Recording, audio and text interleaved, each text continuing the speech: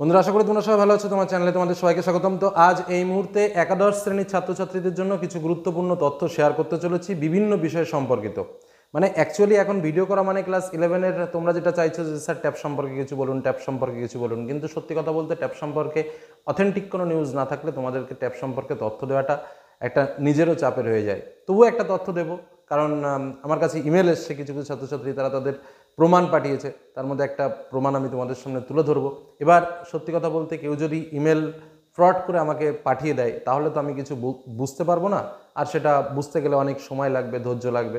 আমি তোমাদের ইমেলটা দেখিয়ে দেবো যে ছাত্রছাত্রীরা, একজন ছাত্রী তার সরাসরি ইমেলটাও আমি দেখিয়ে দেবো। সে বলছে যে সে টাকা পেয়েছে, কিন্তু আমি অন রিয়েল মানে সরাসরি কোনো ছাত্রছাত্রীর মুখ দিয়ে এখনও পর্যন্ত শুনতে পাইনি যে কারোর অ্যাকাউন্টে টাকা ঢুকেছে। তবে এটুকু নিশ্চিত থাকতে পারো যে যাদের অ্যাকাউন্টে টাকা ঢোকেনি তারা টাকা পাবে। তো এই সম্পর্কিত যে প্রমাণটা রয়েছে সেটা আমি অবশ্যই তোমাদের সঙ্গে শেয়ার করব এই ভিডিও শেষে। তার আগে ক্লাস 11-এর কিছু গুরুত্বপূর্ণ কথা তোমরা কমেন্টে করেছো, বা এই প্রশ্নগুলো তোমাদের সামনে শেয়ার করা দরকার, কারণ অনেকের মধ্যেই এই প্রশ্নগুলো নিয়ে ঘুরপাক খাচ্ছে। সেই প্রশ্নগুলো উত্তর করব। তো প্রথম যে বিষয় আমি পরপর করে আসি, প্রথম হচ্ছে পাস মার্ক কত। আমি এর আগেও বলেছি, আবারও বলে দিচ্ছি। যারা 35 মার্কের মধ্যে পরীক্ষা দিয়েছে, অর্থাৎ যাদের প্র্যাকটিক্যাল বেসড সাবজেক্ট, তাদের 11 পেলেই পাস। আর যারা 40-এর মধ্যে পরীক্ষা দিয়েছো তাদের 12 পেতে হবে পাস করতে গেলে।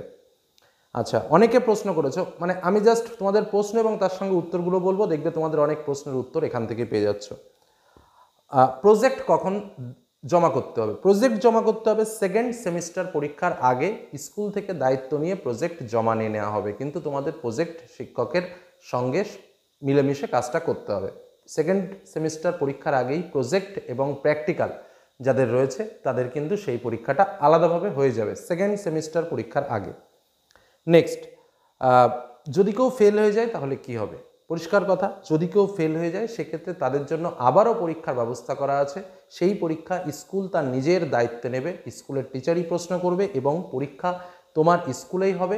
পরীক্ষা হবে সেকেন্ড সেমিস্টারের আগেই। বোঝা গেল? প্রশ্ন এবং তার সঙ্গে উত্তরগুলো শেয়ার করছি। নেক্সট যে প্রশ্নটা প্রচুর পরিমাণে দেখলাম, স্যার 6টা সাবজেক্ট আছে, আমার একটা সাবজেক্টে ফেল হলে কি হবে? পরিষ্কার করে শুনে নাও, 6টা সাবজেক্ট আছে, কেউ যদি একটা সাবজেক্টে ফেল করো তাহলে ফেল হবে না, কিন্তু শর্ত একটাই, বাংলা এবং ইংরেজি, অর্থাৎ বাংলা এবং ইংরেজি তোমাকে পাস করতেই হবে। আর বাদবাকি যে 4টে সাবজেক্ট রইল, সেই 4টে সাবজেক্টের মধ্যে একটাতে যদি তুমি ফেল করো তবে তুমি পাস, সেটা নিয়ে তোমার কোনো টেনশন থাকবে না। কথাটা কি বোঝা গেল? আবারও বলছি, মোট যাদের 6টা সাবজেক্ট আছে, বাংলা ইংরেজি পাস করতেই হবে, একদম বাধ্যতামূলক। তারপরে যে 4টে সাবজেক্ট রয়েছে, সেই 4টে সাবজেক্টের মধ্যে কোনো একটা সাবজেক্টে যদি ফেল করো তবুও সে পাস, তার সঙ্গে ফেলের কোনো সম্পর্কই নেই। কিন্তু কেউ যদি বাংলা ইংরেজির মধ্যে একটা ফেল করো তাহলেও সে ফেল হবে, বা মোট যে 6টা সাবজেক্ট তার ভেতরে যদি ধরো বাংলা ইংরেজি পাস করলে আর 4টে সাবজেক্টের ভেতরে 2টো সাবজেক্টে ফেল হয়ে গেলে, তখনও কিন্তু সে ফেল হবে। বোঝা গেল কি বললাম? মোট 5টা সাবজেক্ট, বাংলা ইংরেজি মিলে মোট 5টা সাবজেক্টে তোমাকে পাস হতেই হবে। পরিষ্কার? নেক্সট কমেন্ট, স্যার আমার 5টা সাবজেক্ট, আমাকে কি সব সাবজেক্টে পাস হতে হবে? একদম পরিষ্কার করে শুনে রাখো, যাদের 5টা সাবজেক্ট রয়েছে তাদের 5টা সাবজেক্টেই পাস হতে হবে, কোনো সাবজেক্টে ফেল হলে হবে না। নেক্সট, স্যার ক্লাস 11-এর রেজাল্ট কখন দেবে? তোমাদের বলে রাখি, বিভিন্ন স্কুল তার নিজস্ব মহিমায় চলে, নিজস্ব আঙ্গিকে চলে। যেমন আমি যদি বলে রাখি আমার স্কুলের কথা, পুজোর আগেই রেজাল্ট কমপ্লিট করে দেওয়া হচ্ছে। এবার এক একটা স্কুল এক এক রকমভাবে চলছে। কি বললাম বোঝা গেল? কোনো স্কুল পুজোর আগে কমপ্লিট করে দিতে পারে, আবার কোনো স্কুল দেখা গেল পুজোর পরের সপ্তাহে ফার্স্টে যখন স্কুল খুললো তখনও রেজাল্ট দিতে পারে। সম্পূর্ণ বিষয়টা স্কুলের অধীনেই রয়েছে। কেন? কারণ এর আগে একটা বিষয় ছিল যেখানে কাউন্সিল অর্ডার জারি করেছিল যে 31শে অক্টোবরের মধ্যে মার্কশিট জমা করতে হবে, কিন্তু সেই অর্ডারটাকে তুলে নেওয়া হয়েছে। কি বলা হচ্ছে যে না, এখন আর মার্কশিট জমা করতে হবে না, শুধুমাত্র যারা পরীক্ষায় বসেনি এবং যারা ফেল করেছে তাদের নামই শুধুমাত্র কাউন্সিলের কাছে পাঠাতে হবে নতুন নিয়মে। কি বলছে আবার বুঝে নাও, যারা পাশ করেছে তাদের কোনো তথ্য এই মুহূর্তে কাউন্সিলকে দেওয়ার দরকার নেই। ফার্স্ট সেমিস্টার পরীক্ষা এবং সেকেন্ড সেমিস্টার পরীক্ষা হয়ে যাবার পর একসঙ্গে তাদের যে তথ্য বা মার্কস, সেই মার্কস জমা করতে হবে এবং সেক্ষেত্রেও ডেট দেওয়া হয়েছে। সেই জমার ডেটটা রয়েছে 14ই এপ্রিল 2025। 14ই এপ্রিলের আগে জমা করতে হবে, কারণ তোমরা জানো যে তোমাদের মার্চ মাসে পরীক্ষা রয়েছে। তাহলে কি হলো, রেজাল্ট নিয়ে যে বিষয়টা আবার পরিষ্কার বলে রাখি, যারা রেজাল্টের কথা ভাবছো যে ফার্স্ট সেমিস্টার রেজাল্ট কবে দেবে, সম্পূর্ণরূপে স্কুলের টিচার যারা রয়েছেন তাদের কাছে জিজ্ঞাসা করবে যে স্যার আমাদের রেজাল্ট কখন দিতে পারে। তারা সেটা পরিষ্কারভাবে বলে দেবে যে স্কুল রেজাল্ট পুজোর আগে দিয়ে দিতে পারবেন নাকি পুজোর পরে দেবেন, সেটা স্কুল ডিসিশন দেবে। সেখানে আমার ডিসিশন বা গভর্নমেন্ট থেকে কোনো অর্ডার তেমনভাবে জারি হয়নি, পরিষ্কার কথা। এবার আমরা যেটা বলেছিলাম এর আগে যে মার্কশিটে তুমি কত মার্কস পেলে সেটা কাউন্সিলকে জানাতে হবে, কারণ এই সম্পর্কিত একটা নোটিশ ছিল, সেই নোটিশটা বাতিল করা হয়েছে। বাতিল করে কি বলা হচ্ছে, সেই নোটিশে ছিল 31 অক্টোবরের মধ্যে মার্কশিট জমা করতে হবে। এখন বলা হচ্ছে যে না, নতুন নোটিশে বলা হচ্ছে যে না, মার্কশিট এই মুহূর্তে দেওয়ার দরকার নেই। তবে পরিষ্কার কথাটা ভালো করে বোঝা রাখো, তবে যারা পরীক্ষায় ফেল করেছে এবং যারা পরীক্ষা দেয়নি তাদের নামটা জমা দিতে হবে। বোঝা গেল কি বললাম?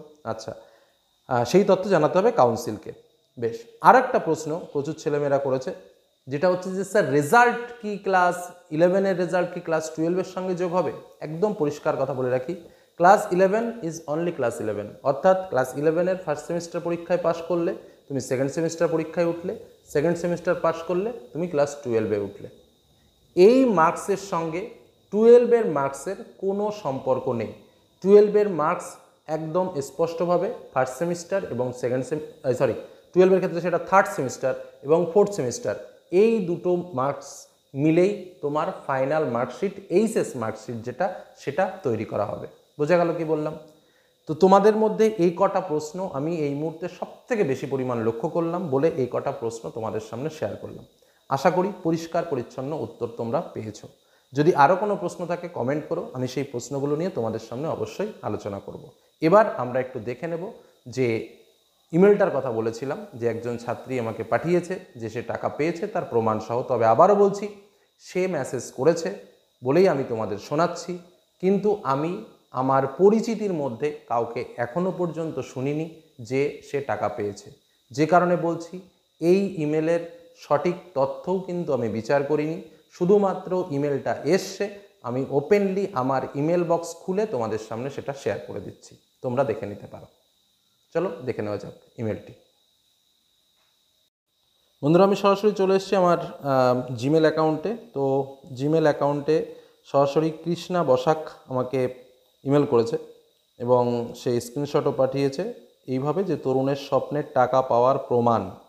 তো যাই হোক, সে বিভিন্ন বিষয় নিয়ে আলোচনা করেছে। আলোচনা করে সে জানিয়েছে যে সে যথারীতি টাকা তার ক্রেডিট হয়েছে এবং এই যে তোমরা স্ক্রিনশটটা দেখতে পাচ্ছ, your claim of Rs 10,000 is release from Medinipur treasury and is schedule to be credited bank account number এত অন এত। তো এই হলো বিষয়, এই মেসেজটা আমাকে পাঠিয়েছে এবং এর সত্যতা বিচার সম্পর্কে আমি আগেই বললাম, আমি আর নতুন করে কিছু বলছি না। এবং সে বোঝাতে চেয়েছে যে এই টাকাটা সকলের কাছেই পৌঁছে যাবে, হয়তো তার এটা আগে ঢুকেছে। তো এটা যদি হয়, পুজোর আগে যদি সবাই টাকা পায়, সেটা খুবই ভালো কথা এবং সেটা আমিও চাইছি। তো এই হলো মূল বিষয়। এখন তোমরা যদি তোমাদের অ্যাকাউন্টে টাকা পাঠাই বা তোমরা যদি পাও, তাহলে স্ক্রিনশট করে আমাকে এইভাবে পাঠাতে পারো। আমি অবশ্যই তার উপর বিশ্বস্ত হয়ে তোমাদের জন্য ভিডিও রেডি করে দেবো।